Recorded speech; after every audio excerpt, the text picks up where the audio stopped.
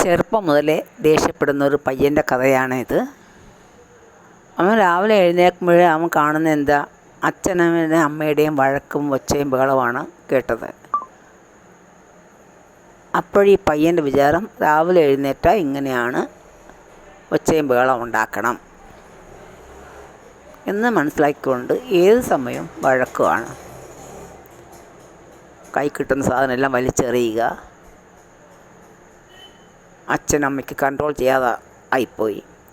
സ്കൂളിൽ പോയാൽ school teacher complaint പറയുന്നു, നിങ്ങളുടെ മോൻ്റെ ദേഷ്യം കുറയാതെ ഇനി സ്കൂളിൽ പറഞ്ഞ് വിടണ്ട എന്ന്. അച്ഛനമ്മയ്ക്ക് ഭയങ്കര വിഷമമായിപ്പോയി. ഇതെങ്ങനെയാണ് ഇവൻ്റെ ദേഷ്യം മാറ്റുക എന്നുള്ളത്. അന്ന് തൊട്ട് അച്ഛനമ്മയും ദേഷിക്കാതെ അവൻ്റെ കൺമുമ്പിൽ സന്തോഷമായിട്ട് കഴിഞ്ഞു കൂടുന്ന അവൻ കാണുന്നുണ്ട്. എന്നാലും അവൻ്റെ ദേഷ്യം അവനിൽ നിന്നും മാറി കിട്ടുന്നില്ല.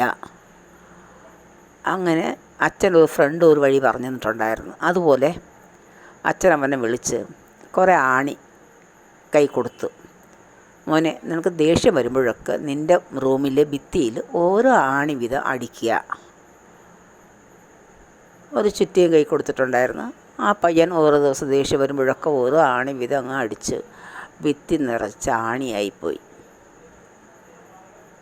അച്ഛൻ വീണ്ടും ആണി കൊടുത്തപ്പോൾ, അച്ഛാ വേണ്ട അച്ഛാ, അതെന്താ മോനെ, എനിക്ക് വയ്യ ഈ ആണി അടിക്കാനായിട്ട്, ഞാൻ ദേഷ്യം അങ്ങ് മാറ്റിക്കോളാം. എന്നൊരു കാര്യം ചെയ്യും, നാളെ തൊട്ട് ദേഷ്യം വരുന്നില്ല എന്നുണ്ടെങ്കിൽ ഓരോ ആണി അതിൽ നിന്ന് പറിച്ചെടുക്കാൻ പറഞ്ഞു.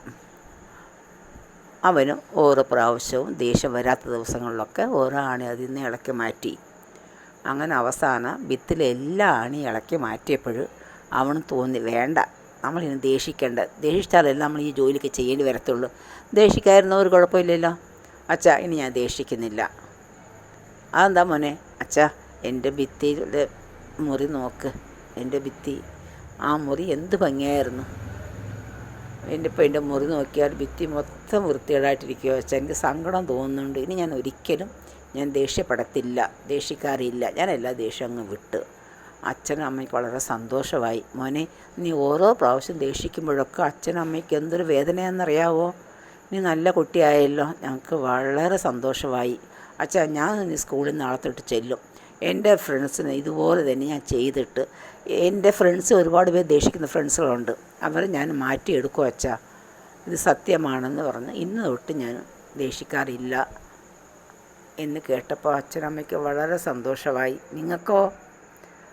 ഈ കഥ കേട്ടിട്ട് എന്തെങ്കിലും അഭിപ്രായം പറയണമെങ്കിൽ എൻ്റെ കമൻറ്റ് ബോക്സിൽ അഭിപ്രായം പറയുക. ബൈ.